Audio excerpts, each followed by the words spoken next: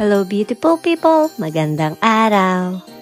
Today is December 24 and it's Christmas Eve. Kaya naman itong si Machang ay nagyaya lumabas para mag-date daw kaming dalawa. Andito nga kami ngayon sa Sakae dahil lilibutin namin ang Sakae Chika, Mitsukoshi, Matsukaya at Zara dahil ito yung request ni Machang. Dito nga ay maraming bag and clothing stores and makeup boutiques.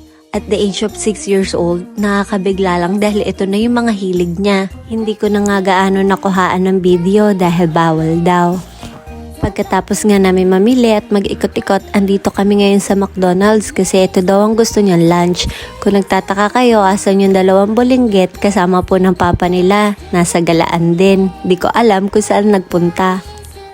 Nang mapagod nga kami, naisipan na rin namin umuwi dahil mag-ready pa kami para sa Noche Buena. E nagdaan na rin kami sa bake shop para kuhain yung order naming cake. Habang naglalakad nga kami, ito si Machan, tuwan-tuwa siya, excited na daw siyang umuwi dahil iaabot niya kay Kuchang yung regalo niya at sigurado daw na matutuwa ito. Yung ipinambili nga pala niya ay yung mga naipon niyang barya na galing sa papa niya. Kahit palagi sila nag-aaway dalawa at parang aso't pusa, love na love niya pa rin talaga si Kuchang. Nang makauwi nga kami, natutulog pa yung 2 makulit kaya naman naisipan namin gumawa ng snacks para pagising nila magmimerienda na lang sila. At ito nga yung nagawa namin, tawan-tawa si Machan dahil ang pangit daw ng kinalabasan. Nagising na nga si Kucha kaya ibinigay na ni Machang yung regalo niya. Binilihan niya nga pala ng singsing at kwintas na Hello Kitty. Ayan nga, tuwan-tuwa ito. At syempre, binihisan ko na rin sila para mapicturean ko. At punong-puno na naman nga na energy si Kuchang kaya nangungulit. Nakapag-ready na rin ako ng Noche Buena namin. Hindi ko na nga nakuhaan ng video lahat dahil dumating yung brother-in-law ko from Tokyo. Dito nga siya mag-i-stay sa amin hanggang New Year. Nang matapos nga kami mag-dinner, tinawag niya yung mga bata dahil meron daw siyang regalo. Tuwing uuwi talaga siya dito sa Nagoya, may okasyon o wala, palagi na lang merong ibinibigay sa mga bata. Wala rin kasi siyang anak na babae, kaya naman super spoiled yung mga anak ko sa kanila. Nung nagbubukas na nga sila ng regalo, inabot din ni Machang yung regalo nila sa akin. Tapos sabi nga ni Jowa, siya na daw kukuha ng video at magbukas din daw ako ng regalo. Tawan-tawa nga kami ng brother-in-law ko kasi ginawa rin akong bata. At ito nga, inuna kong buksan yung kay Ririya siya. Pero sabi niya, wag daw ito yung buksan ko. Ang buksan ko daw yung regalo niya. Yung feeling na mas excited pa siya kesa sa akin. Gusto daw niya kasi makita yung reaction ko kaya pilit niyang pinabubuksan na sa akin yung regalo nila.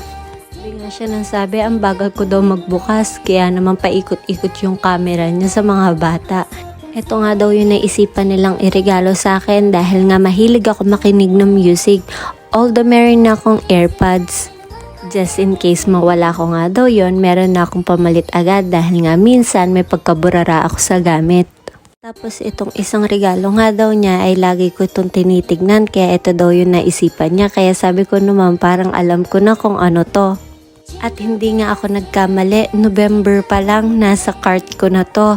Pinag-iisipan ko pa lang siya dahil nga medyo namamahalan ako para sa skincare. At kita naman sa reaction ko kung gaano ako kasaya, syempre nakalibre na naman ako. Humirit pa nga si Jowa, yung skincare daw na regalo niya is gagamitin, hindi daw i-display. Tawa nga ng tawa yung brother-in-law ko kasi siya rin kilalang kilala niya ako. At bukod nga dyan, meron pa siyang pahabol na regalo dahil nga this past few months, nahihilig talaga ako magluto ng mga snacks ng mga bata. At super na-excite na akong gamitin to. Yun nga lang, hindi ako sure kung maganda ba'y kalalabasan ang gagawin ko.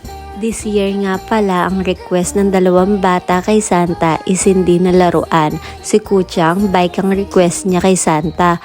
Ito naman si Machang, study table. Grabe, ang bilis talaga ng panahon, dalaginding na sila.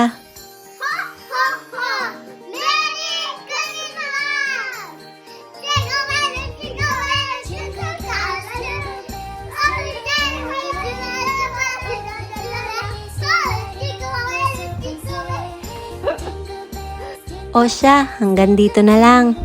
Matane!